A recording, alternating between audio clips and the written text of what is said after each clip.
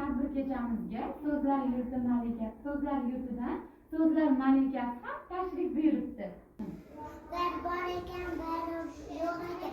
Uzoq-uzoqlarda so'zlar yurtida bir mo'jizaviy mamlakat bor. U yerda turli so'zlar yashar ekan. Salom. Rahmat. Iltimos. Ona. Vatan. Va boshqa chiroyli muloyim so'zlar yashar ekan. Kunlardan bir kuni so'zlar qorong'ilashib qolibdi. Nega deysizmi?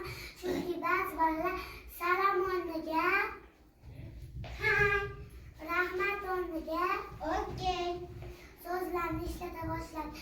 Malika barcha bolalarni yig'ib shunday deb Vatan so'zlari yig'labdi. Uni eshitgan vatan so'zlari esa yig'labdi. Ona vatan so'zlari esa xafa bo'libdi.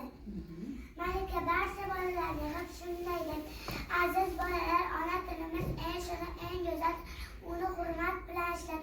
Chiroyli so'zlashgan bola donishmand bolaga aylanadi deb uni eshitgan bola xatolarini tushunibdi. Yana so'zlar yurti. Yana so'zlar yurti yorg'ilashibdi. So'zlar malikasi esa bolalarni mehr bilan qutibdi.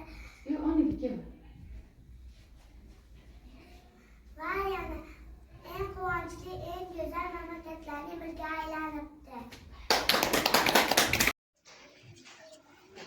Inson go'zalligi ma'naviyati buyuk merosi, hatto olam barqarorligi asosi ham tildir. Shu onalik aziz tilimizni asrab-avaylashimiz bu barchamizning burchimizdir. 1989-yil 21-oktyabr o'zbek tiliga davlat tili maqomi berildi. Bu haqda O'zbekiston Respublikasining Konstitutsiyasida 4-moddasida ham O'zbekiston Respublikasining davlat tili o'zbek tili deb yozib qo'yilgan.